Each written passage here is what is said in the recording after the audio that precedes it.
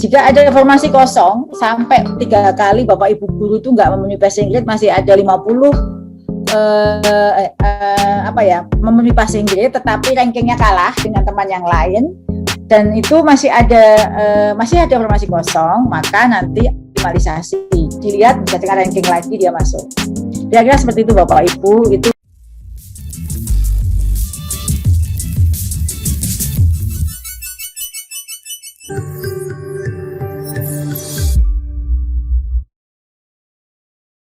bagaimana perkembangan seleksi ASN guru P3K saat ini. Bahwa ini tadi yang saya laporkan, jumlah guru KSPS di Indonesia saat ini seperti ini ya. Dan nanti teman-teman bisa menyampaikan kenapa kok ASN P3K bukan seleksi CPNS gitu.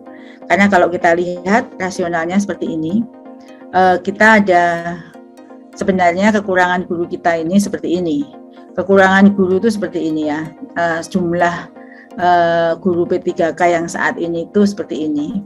Honorer jumlahnya 742.000. Kekurangannya itu sebenarnya 1 juta lebih kalau dilihat, karena jumlah guru PNS yang seharusnya di sekolah negeri 2,2 juta, dan kalau kita hitung kebutuhan kita itu sebenarnya 3 juta lebih, maka kita kekurangan guru yang cukup besar. Nah, kenapa kekurangan guru itu harus diangkat dengan ASN P3K? Karena jumlahnya 59% dari guru honorer tadi itu 437.000-nya itu berusia di atas 35 tahun yang tidak ada lagi kesempatan untuk ikut CPNS. Sementara kenapa nggak diangkat saja? Undang-undang ASN mensyaratkan bahwa guru itu adalah jabatan fungsional, yang jabatan profesional. Untuk mengangkat jabatan profesional itu harus melalui tes, tidak bisa diangkat seperti begitu saja.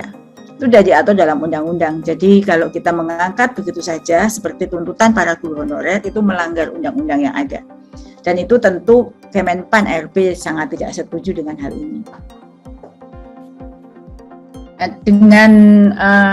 Dengan data ini yang 59%-nya adalah di atas 35 tahun, maka rekrut guru P3K dianggap sebagai kebijakan yang paling berpihak pada guru honorer sekolah negeri. Karena setelah mereka menjadi ASN P3K, maka mereka mempunyai hak-hak sebagai ASN seperti penilaian kinerja, penggajian, tunjangan, pengembangan kompetensi, penghargaan, dan serdiknya pun akan dihargai sebagai guru profesional. Dan jika sudah lulus menjadi P3K tapi masih usia di bawah 35, tetap dapat melamar menjadi formasi PNS. Jika dibuka, dia harus mengundurkan diri terlebih dahulu. Nah, sekarang lini masanya seperti apa? Tadi saya sampaikan bahwa seharusnya itu ujian kompetensi itu di tanggal 30. Namun kami sudah berkirim surat memberitahu kepada Kemen PKN bahwa ujian kita diundur karena terkait dengan banyak faktor. Yang pertama, kalau kesiapan dari Kemendikbud sendiri sudah siap, namun saat ini sedang PPKM. Sebagian besar masih level 4 dan PPKM itu diperpanjang sampai kalau level 4 itu rekomendasi dari Satgas itu nggak boleh ada kumpulan pertemuan, kerumunan, sehingga kami berharap PPKM itu akan berubah status menjadi turun ke level 3 sehingga kita bisa melakukan mengumpulkan mereka di TUK yang terdekat. Nah, jadwal ujian kompetensi 1 yang semula direncanakan akan dilakukan di tanggal 30, itu kami sudah mendapatkan persetujuan dari BKN, itu akan dilaksanakan di tanggal 13 September. Setelah itu mereka mendapatkan kesempatan mengikuti ujian 3 kali dengan ujian pertama berpihak afirmasi bagi guru honorer yang ditempatkan di sekolah negeri. Mereka mendapat kesempatan untuk ujian pertama dulu tanpa bersaing dengan yang di swasta maupun yang mempunyai serdik. Yang swasta maupun individu yang sudah punya serdik baru boleh ikut di tahap 2. Tahap 1 itu hanya guru honorer di sekolah negeri dan guru honorer ex-THK 2. Jika formasi tersedia di sekolahnya, dia milih formasi itu. Jika formasinya tidak tersedia di sekolahnya, misalnya saya sih ngajar di SD 1, ijazah saya matematika, artinya guru kelas ya. Tetapi di situ tidak ada formasi guru kelas misalnya, atau di SMP. ijazah saya bahasa Indonesia, tapi di situ tidak ada formasi bahasa Indonesia. Maka guru honorer itu boleh memilih formasi di sekolah lain yang tersedia, yang ada formasi tidak ada gurunya. Saya tahu dari mana? Dari sistem. Sistem nanti akan menunjukkan mana saja yang boleh Bapak Ibu pilih dari sistem itu. Seleksi 1 hanya untuk guru honorer. Bagi yang tidak ada formasi di sekolahnya, boleh di sekolah lain, selesai. Kemudian tidak lulus misalnya, itu bisa ikut di ujian seleksi tahap 2. Bedanya kalau tahap 1 itu afirmasi untuk seluruh guru honorer, tahap 2 itu bersaing dengan semuanya, 4 ini. 1, 2, 3, 4. Ya. Dan bisa pindah sekolah lain, tetapi masih satu daerah kewenangan. Lalu tes ketiga itu lintas daerah, boleh lintas daerah kalau memang masih ada formasi yang tersedia, gitu ya. Jika ada formasi kosong sampai 3 kali Bapak Ibu guru itu nggak memenuhi passing grade, masih ada 50 memenuhi passing grade, tetapi rankingnya kalah dengan teman yang lain, dan itu masih ada formasi kosong, maka nanti optimalisasi dilihat bisa dengan ranking lagi dia masuk. Kira-kira seperti itu Bapak Ibu, itu untuk alur seleksi guru ASN P3K. Nah Bapak Ibu agak cepat aja karena mungkin waktu saya nggak terbatas ya Bapak, ya Bu moderator. Nah ini ada afirmasi yang bisa disampaikan kepada guru-guru. Bagi yang punya serdik, 100% nilai kompetensi teknisnya itu langsung dapat nilai bonus 100%, tapi tetap harus ikut tes, mengerjakan tesnya. Tetapi tetap mendapatkan 100% yang punya serdik. Yang punya serdik usianya di atas 35, tambah 15%, tapi bukan berarti 115 ya.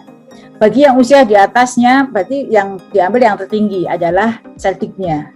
Bagi yang usia di atas 35 dapat bonus poin 15%, bagi yang disabel 10%, bagi guru honorer X THK 2 10%. Kalau digabung berarti saya di atas 35, saya X THK 2, saya disabel, berarti dapat 35. Kira-kira seperti itu. Nah, untuk pembiayaan seleksi Bapak Ibu seluruhnya ditanggung oleh Kemendikbud. Pembiayaan untuk tes itu ditanggung oleh Kemendikbud, siapa penanggung jawab dan seterusnya. Untuk pembiayaan TUK ditanggung oleh Danapus. Saat ini formasi kita sebenarnya dibutuhkan 1.200.000, namun daerah hanya mengusulkan sejumlah 506.000 saja. Maka 506.000 formasi yang akan diperebutkan di seleksi ASN P3K tahun ini. Dan 506.000 itu adalah formasi terbesar sepanjang hayat yang pernah dilakukan oleh rekrutmen sekarang. Jadi kalau kita lihat 2019 itu hanya 90.000 saja formasi untuk ASN. Dan ini adalah 506.000, setengah juta lebih yang akan dilakukan seleksi ASN P3K. Lalu apa yang terkini? Ya, terkini jumlah formasi itu yang diperebutkan 506, 247. Pelamar yang sudah terverifikasi diumumkan lulus seleksi administrasi 925.637. 68% diantaranya itu adalah guru honorer di sekolah negeri yang akan ikut ujian di tahap 1. Jumlahnya 629.501, gitu ya. Tapi meskipun banyak formasi, tapi banyak juga guru-guru yang tidak memilih formasi.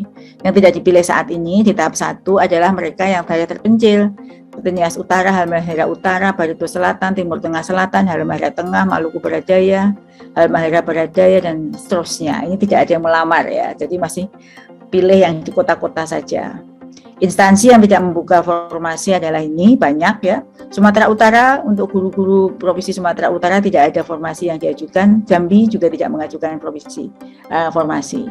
Tapi kabupaten di Sumatera Utara mengajukan, kecuali Sedang, Berbagai, dan Tanjung Balai. Jambi provinsinya saja yang tidak mengajukan. Kabupaten di lingkungan Jambi itu, seluruh kabupaten di lingkungan di Provinsi Jambi tidak mengajukan. Untuk menjadi guru P3K itu diberi kesempatan pada semuanya yang memang formasinya tersedia di situ. Jadi kalau untuk guru TK swasta itu akan dapat ikut mulai seleksi 2. Jadi seleksi 1 tanggal 13 September itu hanya dikhususkan bagi guru honorer di sekolah negeri. Di sekolah swasta dan yang guru individu yang belum mengajar tapi punya serdik itu boleh diberi kesempatan mulai kedua dan ketiga. Nah, tetapi mereka tidak ditempatkan di sekolahnya swasta kembali. Mereka harus ditempatkan di sekolah negeri karena seleksi ASN P3K. ASN itu adalah mereka yang ditempatkan di instansi pemerintah. Jadi kalau ada pertanyaan kenapa kok pilih-pilih kasih, kok hanya mengisi sekolah negeri, karena definisi ASN itu adalah mereka yang bekerja dan ditempatkan di instansi pemerintah. Artinya itu memang untuk memenuhi kebutuhan guru sekolah negeri, itulah yang diberi intervensi oleh pemerintah. Nah, untuk guru swasta itu sekolah swasta itu seharusnya ketika dia merekrut guru dan membuka sekolah itu